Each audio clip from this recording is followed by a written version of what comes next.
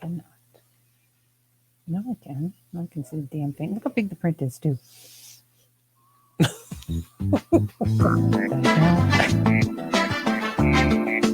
Welcome to Psyched by MG. This is Mary Grace Randazzo Ratliff, or MG for short. I've been a psychotherapist in private practice for 32 years now. Guess what, everyone? We all have issues. So it's time to lighten up and move forward. Let's stop letting our crap control us and take control of our crap. Hello, good evening, everybody. Hi, Matthew Brita. Hello, good evening. Oh, my God. Seriously, this, this is quite a week, as we know. It's a week of so much stress. And I know when I talked to you, I felt that we needed to do this show tonight because it is on, the dealing with and coping with the political stress that's out there right now, because it's quite intense. But before we lead into that and before I forget, I want to say to the listeners, you can find us on YouTube. You can find us on Apple Podcast, Google Podcast, Facebook, of course. We're here live. You can find us on Podcast Detroit, LinkedIn, Instagram.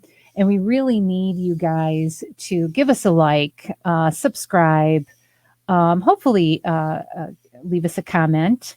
And as we say every week, your thoughts and needs are very important to us. We feel like a big family. And so if you have issues that you want us to explore and cover, please, please, please message me. You can message me on Facebook. You can message me on my website. Just go to Psyched by MG and give us your thoughts, because they are important and we care about them. We've done several shows now based on people writing in. So that being said, oh my God, what a freaking week. Yeah, and it's still not over. We're only on Friday, so I know. A lot can happen. I know. And of course, this is the week of the election, and we're trying to find out who's going to be the next president. And I was paying attention to myself and the stress that I was going through. And my eating was crazy. I couldn't get over how much I was affected by it. In fact, I didn't even know until I took a moment to stop and go, what is wrong with me? Like, why am I having a hard time with the eating? Why am I so stressed out? Why am I moody? Why do I have like low frustration tolerance to anything? Little things are bugging the crap out of me. And then it hit me, like this election was coming up, and it's a big one. And so therefore, this is why I wanted to talk about election political stress. I mean, it almost needs to be its own disorder at this point with what people are going through. I mean, we have got right now, between the political struggles and the pandemic, Matthew, you and I have talked about in our field, suicide rates are up 30%. Alcohol, drug addiction, triggers, relapses are up well over 40%. Child abuse, marital discord. I mean, we are seeing in our offices, anxiety disorders are through the roof right now. And in fact, I was talking to a friend of mine, and she was saying, God, I'm so anxious. I'm so anxious. I'm not sleeping very well. And I couldn't even say, like, you have a disorder. I was just like, well, join the rest of the group, because you aren't alone in feeling that way. For me, when Tuesday hit, I was like, Jesus Christ, I was so stressed out that I made myself go for a walk. And I literally had either a spiritual moment or a talk with myself where I was like, no matter what the outcome of this election is, if it's not in the way that I'd like to see it go, I need to have my grief with that and then get on to the next project. And as a nation, we have to deal with it. And I think my political views are pretty obvious. I wanted Biden to take this. Um, and, you and I in this field, we're seeing the effects of some of the decisions that have been made. Um, but walking, I had to have a big conversation with myself so that I didn't feed despair.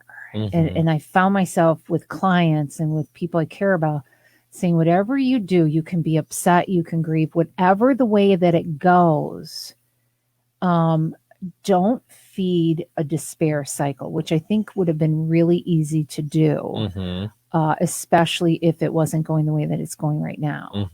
So while I was walking, I thought, you got to not feed any despair. And I remember thinking, God, I don't know if I could do another 4 years. You hear this a lot for people who are going for Biden. I don't know if I could do another 4 years. Like, this has been a fight. And then all of the disappointment and all the feelings is, you're watching this. You and I are both such advocates, such activists for equality, racial equality, sexual equality, for the LGBTQAI or IA community. We're big advocates for that. So it's been a tough 4 years.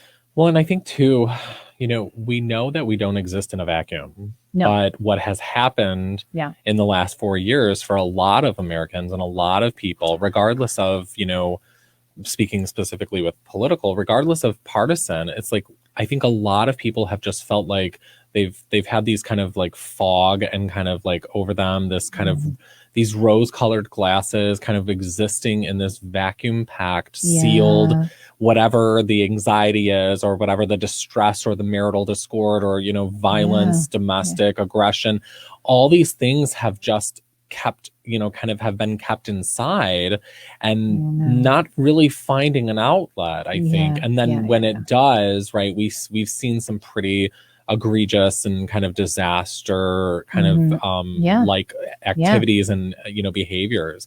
And I think even with myself, like leading up to Tuesday, I was like, I actually reached out to my friend and I consider her to be a spiritual walker and like, she's theologian and and I said, I need prayer. I need, and for whatever, if you believe in a bottle of ketchup or, whatever it is, I mean, so it's not, not to be, but just everyone needs something. Right. And so I said, I need something. I need to, like you, where it was like, I have to go inside myself. I have to understand something and see if I can understand something. And because my anxiety too was like, and we have to like heal ourselves so that we can do the work that we do. And it was interesting, something that she had, she was texting because she knew I needed to read it and reread it over and over. And she had said, something to, and I'm paraphrasing, but like, basically not becoming our own weapon. And I said, excuse me. And I'm thinking like, we've talked about weight, we've talked about, our anxiety, we've talked about all these things that then become permeated with, what, the symptom is, right? So I'm feeling anxious, but then there are like 10, 20 other things that are affected by that anxiousness. Right. And so I was like, oh my gosh. I've been my own enemy. And this is where it's, it's difficult. It's hard. And like you had mentioned even a few shows ago where it's like when you were talking about like intimacy and stuff and you were saying about, relationships where, you have been practicing something for 20 plus years. So it's not perfect, but you've been practicing it so it gets better. And so I've been practicing how to manage and look at myself and really kind of humble myself and say, well, wait a minute. How have I been an enemy to myself? How have I kind of taken some of this anxiousness, taken some of this, like, whether it's, comes out in eating or, coming out in discord with your relationships, how have I been a weapon? And that really helped because then going into, Tuesday, but then also like with the global pandemic, like you were saying, it helped the grief process because we have to acknowledge that. We have to feel. We have to. And I think that I said it over and over and over again this week as I listen to people, as people talk to me about them being so scared about this election, them feeling so overwhelmed, they didn't know if they could take it, if it didn't go a certain way, hopelessness. And I said, you have the right to grieve, no matter what all of us are frustrated on both sides of the fence. Frustration is key. It's aggravating. It's hard. It's stressful. For people on the Democratic side or the Biden side, it's been a buildup of fatigue for 4 years. I get that. The line is, don't feed despair cycles with your grief. That's what everyone has to watch out for. You don't want to go into despair when your grief needs to talk and get out. You have to just vent it and let it out. And we say this on the show, every single show. Connect with somebody. Connect. Don't isolate. Isolate is the main key to mental illness. And certain stressors, anxiety issues, OCD issues, eating issues will escalate if you're not taking care of yourself. So you need to let the stress out. And if you let it out in a productive way, and in a productive way is you just vent, like, I'm so frustrated. Matthew and I talked to each other on election night, and we FaceTimed, and we were like, oh my gosh, like, this is just freaking me out. This is stressing me out. You got to get it out. That's a higher functioning way to get it out. But if you just push it down, run from it, or say, it's not affecting me, then it's going to get bigger and more intense, because the body's going to say to you, you got something to deal with. You got something to deal with. And it becomes disproportionate to what the original feeling was, right? Yes. So we talk about, and to use an analogy, right? And I'm going to use like an incarceration analogy. It's like the punishment doesn't fit the crime, and sometimes it's disproportionate. So our crime against ourselves sometimes, like if we start to feel anxious, like you're saying, there's a part of us that we need to acknowledge it, and we need to kind of like actually roll with some of that resistance, some of the unsettling feeling, so that it doesn't disproportionately consume us and become larger and larger and larger. Like many of our, clients are just lay individuals who are saying, like, it just feels like larger than life. And, I remember it's like talking to one of the clients recently where it's like, I'm feeling something, and I'm remembering something from a question, and things that I was asking, and just taking her through like a grounding kind of technique of, what I want you to do is I want you to breathe for me right now. And I think part of it is, it seems so like maybe easy or simple. And so sometimes we really do kind of, we go around that. And I try to I'm like, let's go back to the simpleness. And I say the KISS method, keep it simple. And let's keep it simple, and let's breathe. And then when I notice, we notice behavior, I'm like, I want you to lower your shoulders. I want you to just put your hands on your knees. And so taking them through that and letting them know, like you've said this many times, and it's helped me too. And just in supervision is that, you're not alone. That's right. Saying that, it just, because alone. we can feel real shitty sometimes. And when someone says and we all know when someone's pissing on our leg and telling us it's raining. So I'm not talking about those people in your lives who are lying to you or not are being disingenuous, right? When they're like, how's your day going? And they really don't give a shit. So it's like, but I'm talking about those people who really are like, they stop and they're like, no, let me put my stuff down because I'm invested in you. And I'm here for you. That's what we need. Like you were saying, those social connections and those social bonds really rejects. There is no place, like at this table, there's no place for that. And animosity, there's no place for, the just taking advantage of someone when we're exchanging that empathy and that intimacy. And I think, you hit on something that was so profound, and it's been profound probably since the pandemic began, with the political issues, the division in the country. Anybody who's been through trauma. Childhood trauma comes from an alcoholic family, child of abuse, rape, any form of physical abuse, intellectually being abused, battering relationships, whatever it is. One of the key things that feeds anxiety is when you're in that situation and you're going through it, you feel trapped. Mm-hmm. And entrapment is when you end up, when you've been through that kind of trauma and you get into a situation in the present that makes you feel like you're trapped, you can get triggered. And what I mean by that, and I really do want to do a show about PTSD, and that'll be coming soon. But a part of that is understanding what a trigger is. And so with what people have been feeling, like, let's take the pandemic for an example. People were feeling trapped in their homes. They were feeling like they didn't have control. They didn't know when it was going to end. So the unknown became scary. Well, feeling trapped in your home, feeling like you don't have choices, feeling like you don't have control over what's happening in the world, those are all three themes that can also be connected to a person's trauma. And so when they get into that situation in the present, their body really has a hard time. They can really have high levels of anxiety. They don't understand why they feel panicky. They don't understand why they can't sleep. They don't understand why, they really feel like they can't breathe. And that's where in the sessions, and you and I both do a lot of PTSD work, we say you have to understand it's double or it's triple right now for you, because in your subconscious, in that brain of yours, it's tapping on that old nerve that brings you back to childhood for some of these people, or if it is a rape situation in which they were captive, whatever that entrapment was.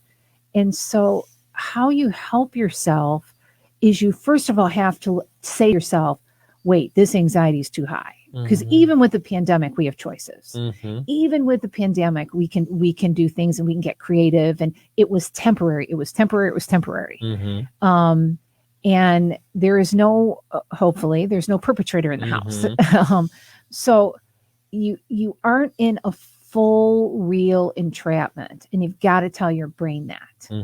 And then you have to give yourself choices so that you don't play out a trigger, we call it, where you don't feed it. So if you are triggered, if you feel like really, really intense about being trapped in the house and that it's going to be doom and gloom from now on because the pandemic hit, you got to say to yourself, no, this is not reality. This is temporary. We are going to get through this. And I got to give myself choices right now. I'm going to get in my car and I'm going to go for a drive. I'm going to do something fun with the kids. I'm going to order a new game. You have to do movements that bring choice to counterbalance that trigger. And it's so important. And people are feeling that with this election, especially people on the Democratic side who are saying, oh my God, I cannot take another 4 years. I cannot do any more of this daily.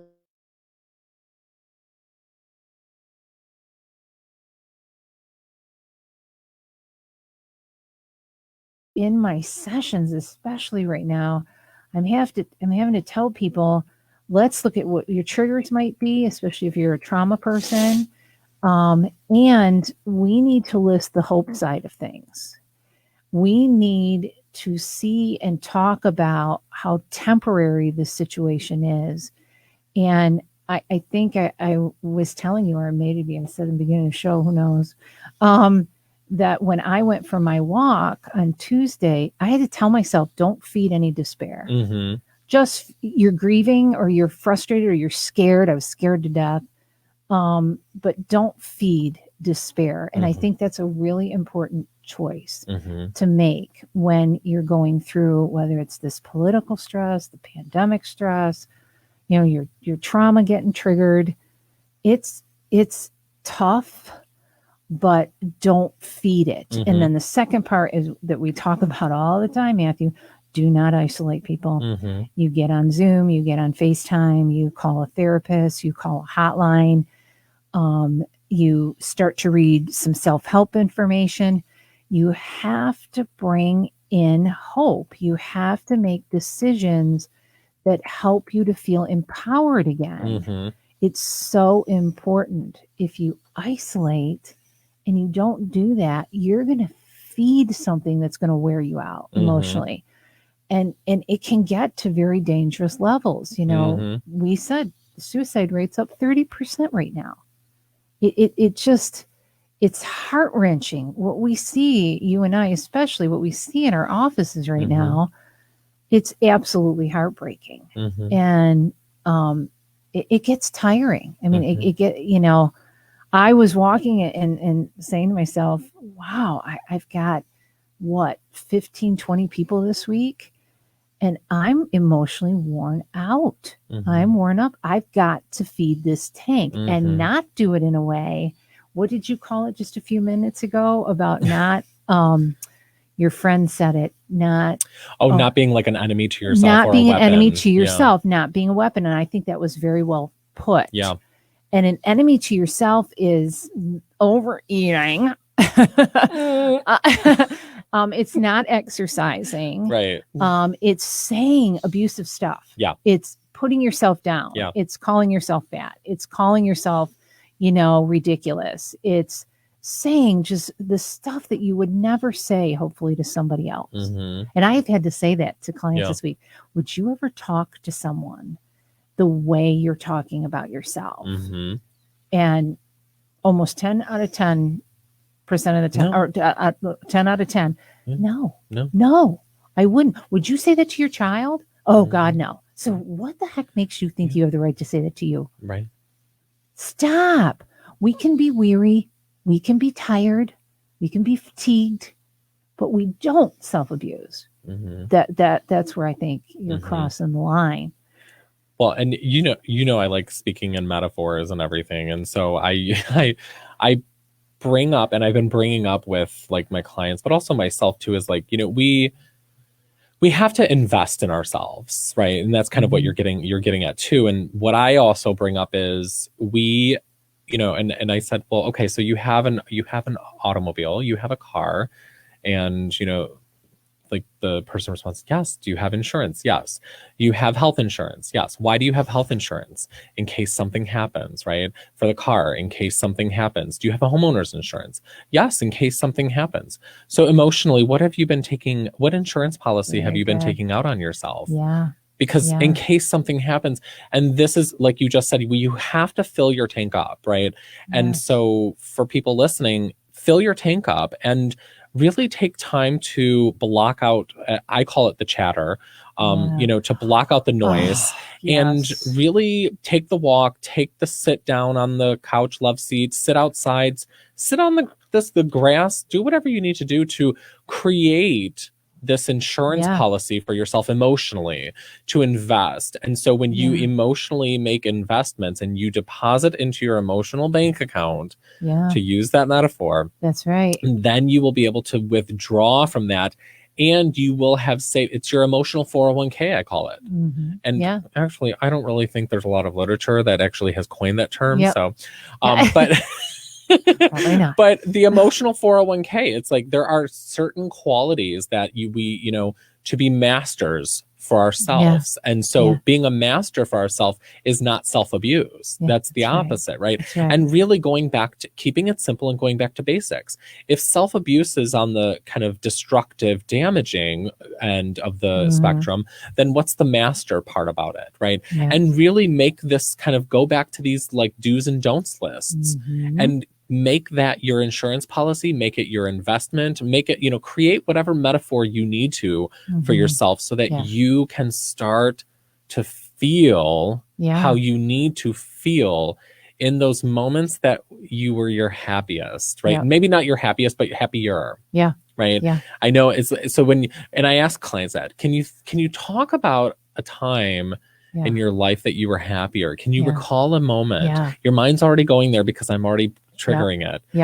And I do that. And it's interesting. That will last. I'm not a, you know, scientist, but like I do believe that, you know, there have been studies where that'll last for days even in terms of what's being released into our consciousness. I mean, that, you know, also gets into when we say don't don't feed anxiety. To make some choices where you listen to the songs that make you feel inspired, or that give you energy, or that make you feel like a fighter again. You watch the show that makes you laugh. That's what we mean by, do other things that don't feed a despair cycle, that don't feed self-abuse either. For a few people this week, I had to say, I want you to give me, 10 affirmations. I did the same thing. I said, I need to think about 5 or 10 affirmations. Yeah. Well, this one particular person, I was like, I want 10. Because I could tell in listening to the person, they were so scared. Their brain was so stuck. We always call it like a record player. It just gets stuck and it repeats this cycle and fixates in this one spot. And then they're mean to themselves. They're hard on themselves, Geez, I can't believe I'm back in this space again. Geez, I can't believe I'm doing this again. Oh, I can't believe I yelled at my kids. Or, oh, I can't, I think I'm a terrible mother. I think I'm this. And I'm like, dear God, stop. You got to interrupt this cycle right here. If you keep going on that track, what's going to happen to you? If I can say one thing to what you're saying, just for the listeners, when a therapist says that to you, I want you to know right now that that's a sign of love. Yes. And that is a sign of admiration for you. Yes. Just, I wanted to point that out. And we value because we sometimes think, there's value in that. Because sometimes we go into our head, the self-abuse. Yeah. Why is my therapist saying this to me? They value you. Yeah. And they're trying to get you out of that spot. Yeah. You would never take a child, and I say this to clients too, you would never have a child who's beating themselves up, say, over a test. And if you were listening to that child, you wouldn't sit next to them and say, yeah, you are stupid. Yeah. Yeah, you are kind of an idiot. Boy, you don't get that. What's wrong with you? Right. You would never do that because you know that you would bury that kid. Right. You would make them, their self-esteem would be crap. It's a form of abuse. You would never do that. Yeah. They're already vulnerable. They're already feeling not strong. They're not feeling confident. They're scared. Yeah. Instead, you would say to that kid, hey, easy. It just sounds like it's something you don't know. Yeah. Or it just sounds like it's something that you got to work through. Or are you hungry? Yeah. Have you slept? Is there something bothering you? Because all of those things affect the way you make decisions. It affects the way you connect with other people. Yeah. It's real, people, real.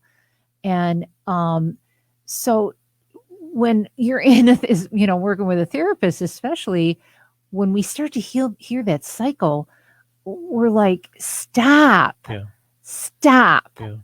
If you won't talk to your kid that way, or if you won't talk to your best friend or your partner that way, you are not allowed to do that to yourself. Right. And if you do, how the heck do you think you're going to end up? Mm-hmm. How defeated, how much more anxiety, how much more depression or sadness, or how much more you're going to drink. Yeah. It's too much. Yeah. You got to disconnect from that cycle. Then the second thing, and I said this to somebody last week, I said, you have to work hard to get out of that cycle. There's no damn magic wand. I can't sprinkle fairy dust over your head. Right. And it's just going to disappear. You can't just sit in my office and go, oh yeah, I need to do that. And then when you go to do it, think, oh, I feel great. Yeah. I'm just happy. No, you got to do it over and over. You got to practice this. Yeah. And you will notice a change in yourself. Yeah. You will notice more confidence. You'll notice you'll want to connect more with people. You will get more comfortable sharing. You'll know the people who you should share with. Yeah. And the people you shouldn't. Right. Because there are those people out there that don't, if they're going to turn your vulnerability and your sadness into a problem, and if they're then going to abuse you about it, get the hell away from them. Mm-hmm. They ain't got no tolerance no more. Well, and I think you mentioned something that is the realness. And I think, I wanted to just kind of bring that up again, because I think, and I was just talking with a client and I stopped everything because the client was getting emotional. And I said, you need to feel this. Yeah. You need to, and part of it was the kind of the holding back. Yeah. And I said, emotions are not the enemy. No. Emotions are not evil. And I've explored this with other patients too, now more so than ever. Yeah. Because what's happening is the past, which really isn't so much the past, it's just stuff lying dormant that's being kicked up a lot right now, right? In the vacuum. And so I'm saying, how did you learn how to feel, right? So I remember like my dad telling me, oh, don't be so emotional. Let me tell you something, folks, that will F with you. Now in the present, and just like you said, you can't just expect to wave the magic wand. I have to go inside myself and I have to recognize when I'm getting emotional, it's not lethal, it's not bad. And if I need to cry, I need to cry.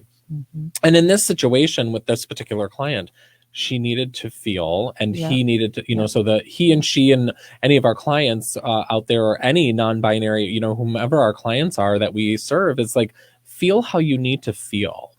And that's part of like what I think too, some of our own kind of biases come up sometimes when it's like, well, why is my therapist, and it's like, and you've said this before too, it's like, kind of making sure like, who am I, right? Remember who I am. I'm here because I value you and I want to help you. So when I'm saying stop that, right? I'm actually, and we've talked before, it's like being good parenting, right? Being kind to yourself. And if you wouldn't say that to a child, right, then you shouldn't be saying that to yourself.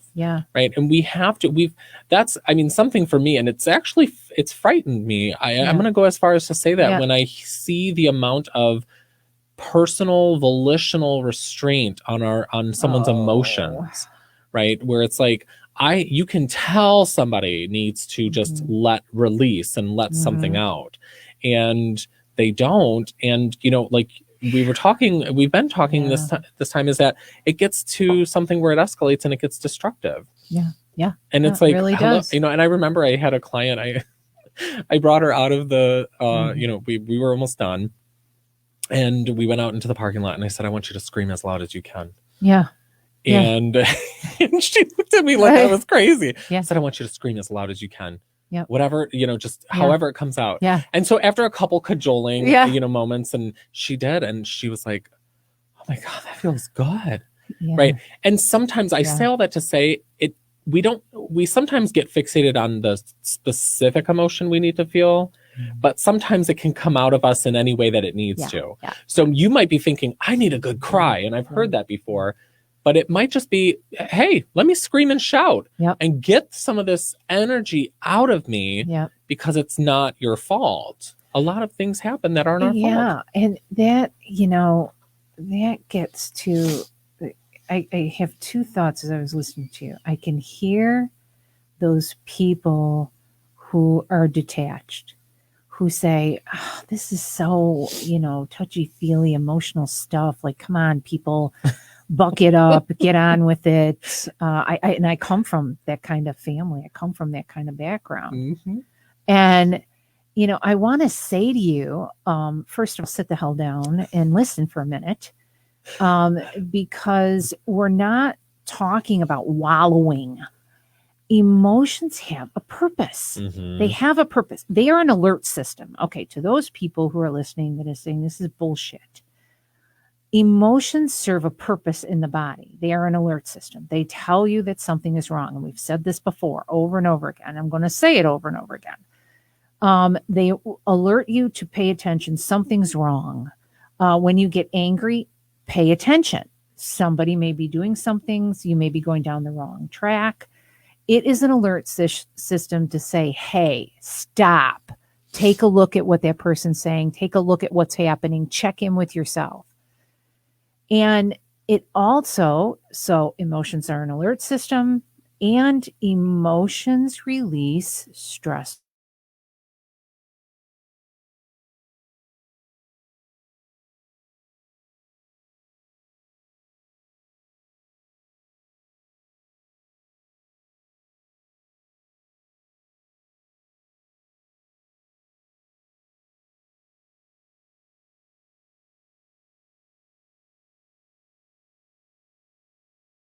And then you're going to get a clearer thought and you'll come to a clearer solution, because that's how it works. They have a point. Mm-hmm. They have a purpose. What we're talking about, what we want to do in this podcast, is get you to master your emotions, mm-hmm. so that you can be highly effective. So say you're with your partner, for example, and they're tired or whatever, and they're cutting you off, and you feel pissed. To go, wait a minute, I'm starting to get annoyed here. Like, what's going on with you right now? You've cut me off 3 times. Mm-hmm. Okay, that's accuracy. Look at, I'm on your team here. I don't, I'm not going to take this. I'm trying not to take this personally, but my God, you've interrupted me 4 times here. Mm-hmm. What's up? Are you having a bad day? Okay, that's highly effective. Now, you ain't connected to your emotions and you don't know how to deal with them. They go to cut you off. You turn around and say, fuck.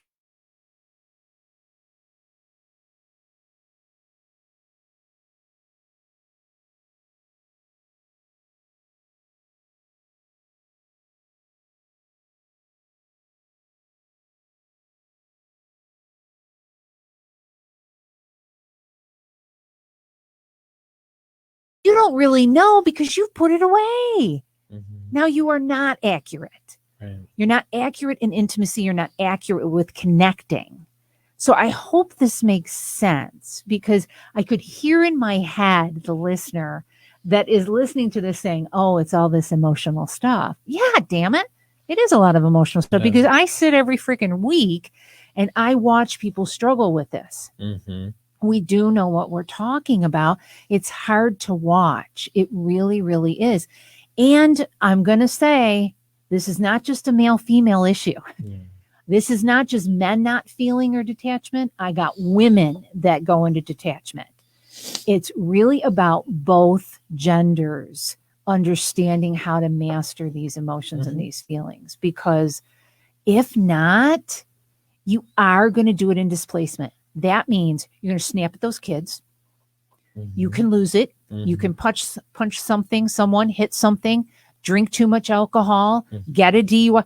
It goes somewhere, people. Mm-hmm. And then you've got a mess to clean up emotionally versus just trying to deal with it effectively. Mm-hmm. We're all stressed out. We're all dealing with stuff, and it's a lot. But we want you, and definitely through this podcast, to learn how to master it so you're a highly effective communicator, connector, mm-hmm. support mm-hmm. system, and you take good care of yourself. Mm-hmm. We talked in the one show, I don't know if you were on that one, Matthew, about you have to learn how to do this, and you have to learn how to keep your own pot full mm-hmm. in order to have an abundant supply for other people. Mm-hmm.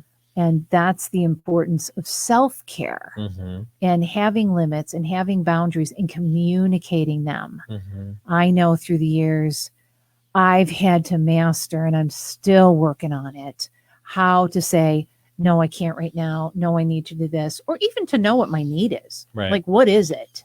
What do I need? Mm-hmm. We were laughing earlier because Mary Grace forgot to change her watch time. And so for like 3 or 4 hours today, I kept thinking I was running late. And I started to snap. We were all, I took my son and my daughter, and we were going to go get manis and petties and stuff like that. And I'm snapping. I'm like, how are we going to do this? Like, how are we going to do this? We have no time. Like, I'm going to be down to the minute. I got to get to the podcast. And he was like, you're okay. My daughter's like, Mom, you're fine. And I'm like, don't say that, because I'm not. I'm stressed out because I have no time. And it wasn't until the end of the freaking, I got all my paint, and I look at my clock, and I'm like, damn. And I'm looking at the clock at QQ Nails, is where I get my nails done. Great place, by the way. And it's an hour difference. And I started laughing. I said, Amelia, oh my God, it's not almost 5. It's just before 4. She's like, yeah, Mom. I wondered why you were freaking out. It's an age thing, I think. I really do. But yeah, you do stupid things. I mean, truly. But for people, to bring this back again, we're human beings. Mm-hmm. We're all human beings. And right now, going back to the politics and the stress and poor people are just on their last nerve, and really fried. We're all in this together. You are not alone. How many times, Matthew, did you feel better when you read somebody write about the stress that they were going through and it was just like yours? Oh, yeah. The story or the comedy, some people get really funny, whether it's on Facebook and when somebody, and this is where it is helpful to have people who don't stigmatize you. And that's, especially, and I think honestly, I mean, obviously we can do another show on that, but the stigmatization of like mental health and mental illness, because part of it is, I think that's why we're also where we're at. Yes. And so for, the listeners out there that are, that are listening, thank you. But, and I want to let you and everyone know is that, like you mentioned, our feelings are our feelings. Yeah. And if the roadmap that you and I are talking about, and we provide a roadmap. And it's a roadmap to be our best master to ourselves, so that we don't end up creating, and that's the pain. That's what's even most painful is when we get to the insight part in therapy and we recognize what culpability that we ourselves play in some of the mess and some of the debris that we leave in front of us or are still cleaning up. That's what's sad, and that is what's painful, and equally we need to feel that. But I do think that, a lot of it is destigmatizing it, is that, sometimes too is that, even meeting some clients and it's like, oh yeah, I'm bipolar. Right? I used to get that a lot when I worked in the prison system, and I worked, with individuals who, were incarcerated, is that, I'm bipolar, I'm manic, and I'm thinking, no, what's your story? Like, we all have a story, and the bond and the connection and even, and how we learn through other people's stories, how sometimes we have to have those boundaries and limits, which is also self-care and being a master to ourselves, is that when we hear of someone else's story, we sometimes reduce the level of just, maybe danger. Like you were saying, even at the beginning of the podcast, is that our emotions are our alert system. Yep. And so if you're out there and you're at home and like, you were talking about, kind of the discord and, your displacement, and you're recognizing that, and it's once, twice, 3, 4 times, you're like, wait a minute, stand up for yourself, speak up, right? And speak out and, really invest in yourself. And that's also part of what will reduce some of that grief and despair, and it'll reduce some of that anger and some of the anxiety, because you're actually, like I was mentioning earlier, anxiety doesn't always have to be expressed to be extinguished in anxiety mode. Yep. So you can express other emotions, which can actually tap into what you're feeling from an anxiety perspective, and it can kind of dissipate both of them. Yeah. And so that's healthy. That's such a good one, Matthew. How many times we see somebody coming in and talking about how anxious they are, or how panicky they are, or how OCD they are. Like they're just stuck. They're stuck. And we have to move the needle. Yeah. So what we do as therapists is we'll say, yeah, I hear you that you fear you have cancer. I get it. And you got no proof of that. But your brain thinks you have proof of that. Maybe you have cancer and you got online and you just freaked the shit out of yourself. But I got to ask you a different question. And it is, what was scary this week? What was hard this week? You need to tell me. Is this an anniversary time of someone's death? And what shocks me, when we ask that question, like at least 6 out of 10 times, we were like, oh, wait a minute. My mother died this week. Oh my gosh. The anniversary of my rape was this month. And I'm like, yeah, you have to understand that shit is in there. And then when you go through something that feels like entrapment, it feeds it and ignites it.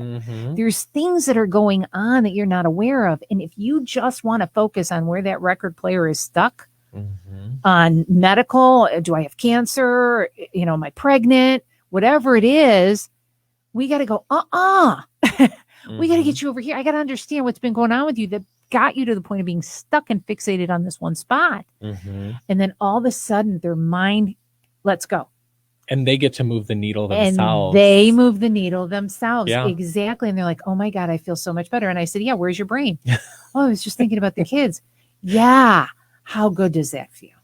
So you got to ask yourselves, especially when you're going through, the political stuff is really easy to fixate on. But the other thing we got to tell you is take a step back.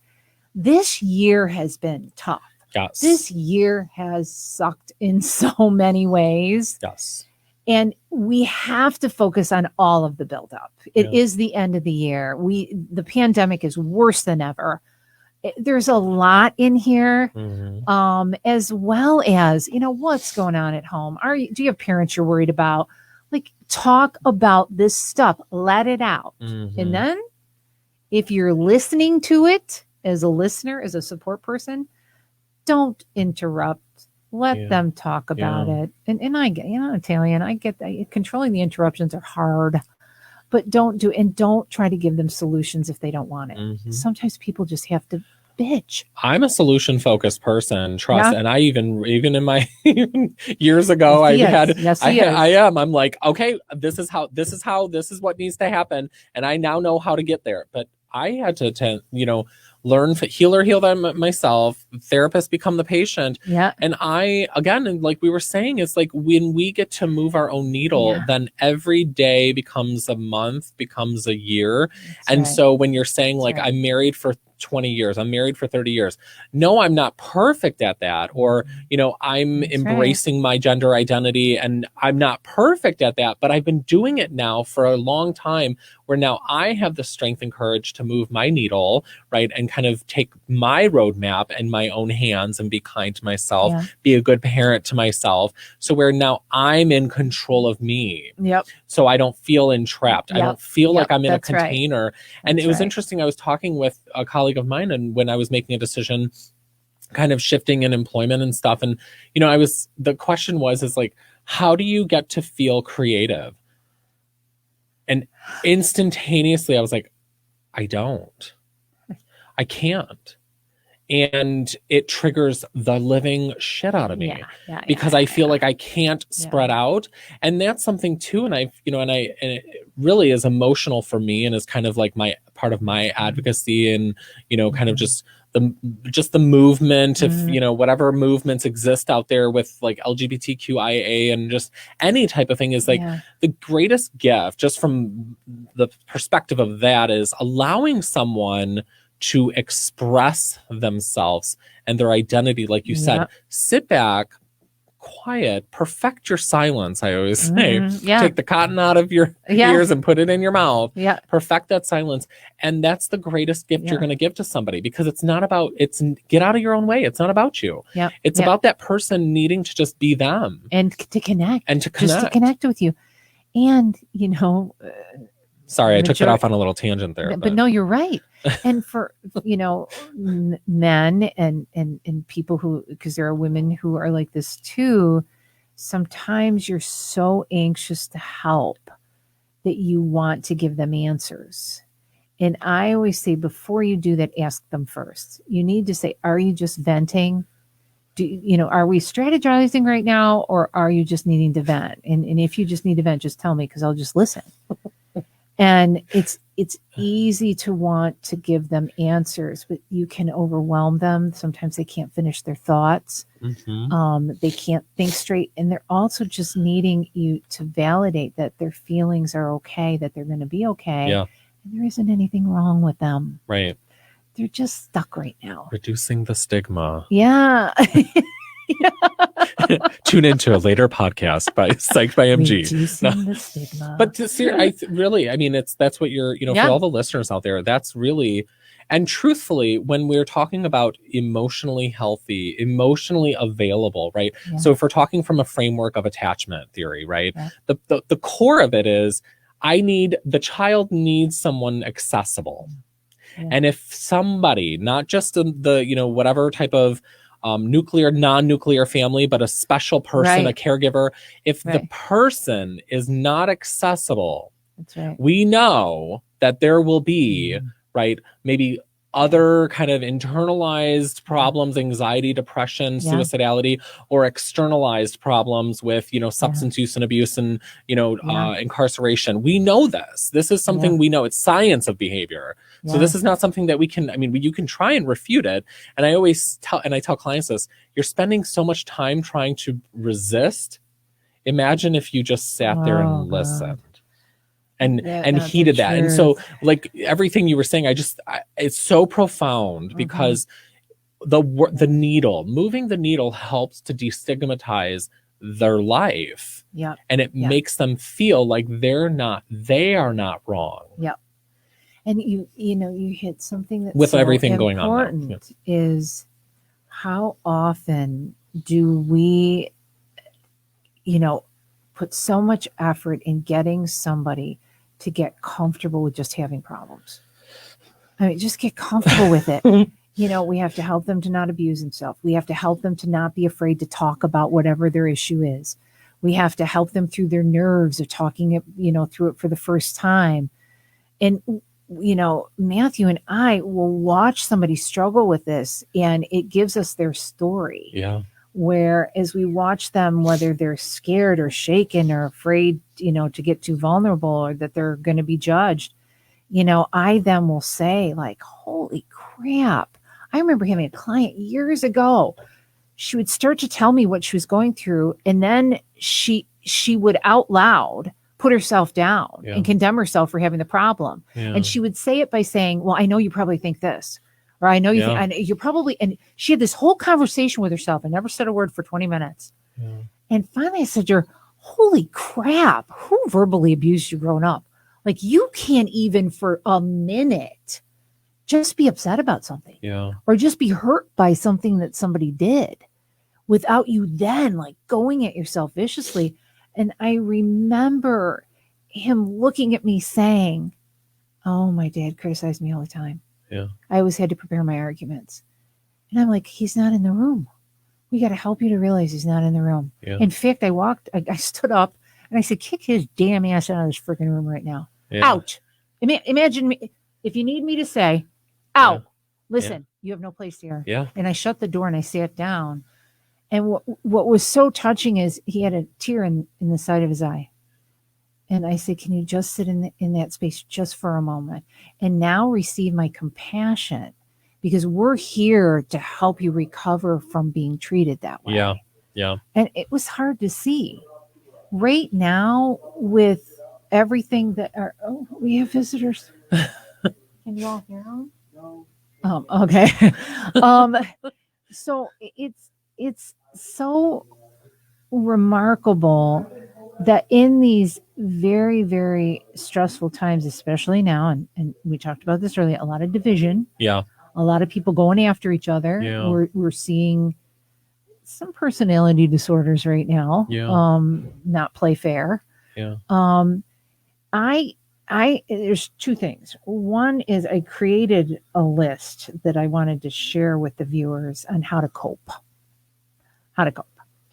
Some of the stuff, if you've heard our podcast before, which I hope you have, don't isolate. Mm-hmm. There is hope in numbers, especially politically. If you are feeling hopeless and if you are feeling alone, you got to join a group. Yeah. Join a group. Get out there. Whether it's on Zoom, we've talked about startups, whether it's talking to like-minded people, but that's going to help you to not feel, despair. Grieve and let out the stress. We talked about that throughout the podcast today. Do not overexpose yourself to the news and media. Yeah. Setting limits. Oh, you my God. Political stress. You mentioned that. Setting those limits. Yes. Telling yourself you deserve that. Yes. You deserve that peace. Don't feed the brain with CNN, MSN, hour after hour after hour each day, because that's not good for you. Take care of your health. Yep. Sleep, eating, water, exercise, connection. Yep. Laugh. Yep. Connect. Yep. Take care of your health. Balance life with play. Yes. Oh my God.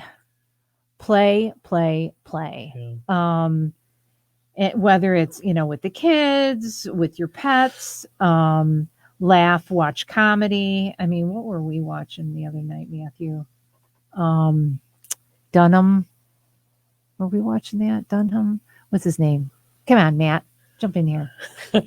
Jeff Dunham. Jeff Dunham, yes. Oh my God. Yeah, he can get a little bit weird with his statements, whether he's talking through Peanut or what other characters he may have with Walter or what have you. But that's his release. Or what's the terrorist?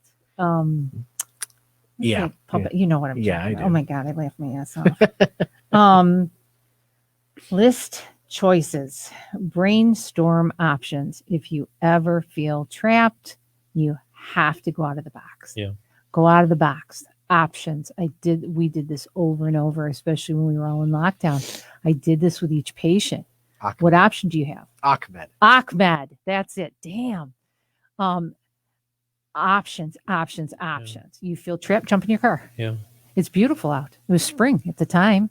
I said, go for a ride. Or even sitting here. My partner, my fiance, I'll sit in my car and it's like, he'll come out and everything okay? I'm like, yeah, I'm just sitting out here. I'm just breathing. That's it. Taking a moment. Taking quiet time.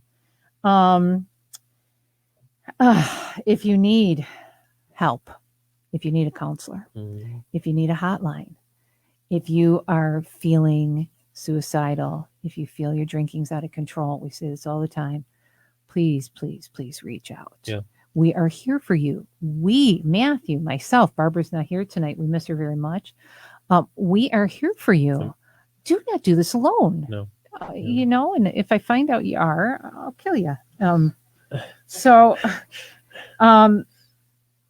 remember, what feels bad today, this is a blip on the screen. Yeah. It ain't going to feel bad in the days or the weeks to come. It does change. It's a great thing about getting up to a new day every day. It really does change. Now, there's one thing I want to read real quick, and it's called The Obstacle in Our Path, Opportunity. In ancient times, a king had a boulder placed on the roadway. He then hid himself and watched to see if anyone would move the boulder out of the way. Some of the king's wealthiest merchants and courtiers came by and simply walked around it. Many people loudly blamed the king for not keeping the roads clear, but none of them did anything about getting the stone out of the way. A peasant then came along carrying a load of vegetables. Upon approaching the boulder, the peasant laid down his bundle and tried to push the stone out of the road. After much pushing and straining, he finally succeeded. After the peasant went back to pick up his bundle, he noticed a purse lying in the road where the boulder had been. The purse contained many gold coins and a note from the king explaining that the gold was for the person who removed the boulder from the roadway. Moral of the story, every obstacle we come across in life gives us an opportunity to improve our circumstances. And whilst the lazy complain, the others are creating opportunities through kind hearts, generosity, and a willingness to get things done. I thought that was such a good story to read tonight. And on that note, how close did we get? We only have 2 minutes left. Dear friend, we say viewers, we're all in this together. We are. Please, talk to us. Let us know. Like I said, many people have been doing that. You can reach us on so many different platforms at this point. Instagram, Podcast Detroit, Google Podcast, Apple Podcast, YouTube, LinkedIn, Facebook. I don't think I forgot any. But Psyched by MG. Psyched by MG. Yeah. You can go to Psyched by MG website. You can, if you need to get a hold of us on the website, or schedule an appointment, or you can schedule an appointment actually right on the website now, thanks to the creation of my daughter Amelia. And we're on Instagram. On that note, we wish everybody good health, good mental health right now. And to know that you really are connected and you're not alone. And thanks, Matthew. Thank you. And we miss Barbara tonight. We do. We miss Barbara. Yes, we do. But she's okay. She's just dealing with family members right now. So on that note, we say good night. Good night. Until the next time. Continue being kind to yourselves. Continue to be kind, please.